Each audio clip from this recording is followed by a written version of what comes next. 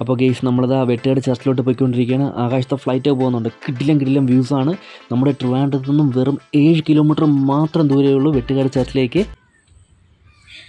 Hello guys, അപ്പോൾ നമ്മൾ അടുത്ത സ്പോട്ടായ വെട്ടുകാട് ചർച്ചിൽ എത്തിയിട്ടുണ്ട്.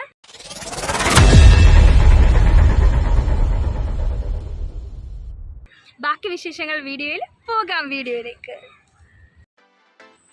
ഗൈസ്, ഇതാണ് ക്രിസ്തുരാജ പീഠം. ക്രിസ്തു രാജാവായി കുരിശുമേന്തി നിൽക്കുന്ന പീഠം.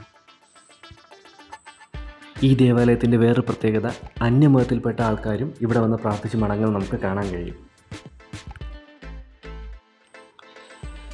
കടലിന് അഭിമുഖമായാണ് ദേവാലയം സ്ഥിതി ചെയ്യുന്നത്.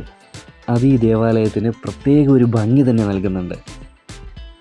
ഇപ്പോൾ കാണുന്ന ഈ ദേവാലയത്തിന് മുന്നേ ഇവിടെ ഒരു ദേവാലയം ഉണ്ടായിരുന്നു. ആ ദേവാലയം പോർച്ചുഗീസുകാരാണ് നിർമ്മിച്ചത്. പക്ഷേ ഇപ്പോൾ കാണുന്ന ഈ ദേവാലയം 11 വർഷം എടുത്താണ് നിർമ്മിച്ചത്. 2018 ജനുവരി മാസത്തിലാണ് ഈ പള്ളിയുടെ പണി പൂർത്തിയാക്കി സന്ദർശകർക്ക് തുറന്നു കൊടുത്തത്. ആ പള്ളിയുടെ മേളിലൂടെയുള്ള വ്യൂസൊക്കെ നോക്കിയേ, അടിപൊളി, ഒരു രക്ഷയില്ല. ചില സമയത്തൊക്കെ ഇതിൻ്റെ മേളിൽ കൂടെ ഈ ഫ്ലൈറ്റൊക്കെ ഇങ്ങനെ ഫ്ലൈ ചെയ്ത് പോകുന്നത് കാണാൻ നല്ല അടിപൊളിയാണ്. ദേവാലയത്തിനുള്ളിൽ കയറി കഴിഞ്ഞാൽ പിന്നെ എന്താ ഭംഗി! ആ ഓരോരോ കൊത്തുപണികളായാലും നമ്മുടെ കണ്ട കംപ്ലീറ്റ് ഈ തടിയിലാണ് അവിടുത്തെ കംപ്ലീറ്റ് വർക്കും വരുന്നത്. ഗൈസ്, ഒരു രക്ഷയില്ല, അടിപൊളി വൈബാണ് അതിനകത്ത്. നമ്മുടെ എന്ത് വിഷമങ്ങളുണ്ടെങ്കിലും നമ്മൾ ആ പള്ളിക്ക് ഉള്ളിൽ കയറി കഴിഞ്ഞാൽ പിന്നെ നല്ല മനസ്സമാധാനം കിട്ടും. പിന്നെ വേറൊരു പ്രത്യേകതയുണ്ട്.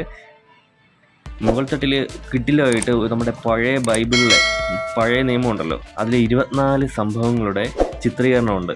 അതും കാണാൻ നല്ല അടിപൊളിയാണ്. ഗൈസ്, തീർച്ചയായിട്ടും നിങ്ങൾ ഒരു തവണയെങ്കിലും ഈ പള്ളിയിലൊന്ന് വരണം. ഒരു തവണ വന്നു കഴിഞ്ഞാൽ പിന്നെ നിങ്ങൾക്ക് വീണ്ടും വരാൻ തോന്നും. അത്രമാത്രം കിടിലമാണ് ഇവിടുത്തെ ആ ഒരു അറ്റ്മോസ്ഫിയർ. വെള്ളിയാഴ്ചയാണ് ഇവിടെ പ്രത്യേക പൂജകളും ആരാധനകളുള്ളത്. പിന്നെ ഒരുപാട് പേര് വന്ന് ഇവിടെ മെഴുകുതിരിയെ കത്തിക്കാറുണ്ട്. നമുക്കതൊക്കെ കാണാൻ കഴിയും. പിന്നെ വേറൊരു പ്രത്യേകത, ഇവിടെ നല്ല അടിപൊളി ഒരു ബീച്ചുണ്ട്. നമ്മുടെ ആ ചർച്ചിന് അഭിമുഖമായിട്ട് കിടിലൊരു ബീച്ചുണ്ട്. ഗൈസ്, വാഹനമൊക്കെ പാർക്ക് ചെയ്യാൻ വേണ്ടി ഒരുപാട് പാർക്കിംഗ് സ്പേസൊക്കെ ഇവിടെ ഉണ്ട്. നമുക്ക് ദേവാലയത്തിൽ വന്നപ്പോൾ ഒരു പ്രത്യേക ഒരു പോസിറ്റീവ് എനർജിനെ കിട്ടി. തീർച്ചയായിട്ടും നിങ്ങളും വരണം.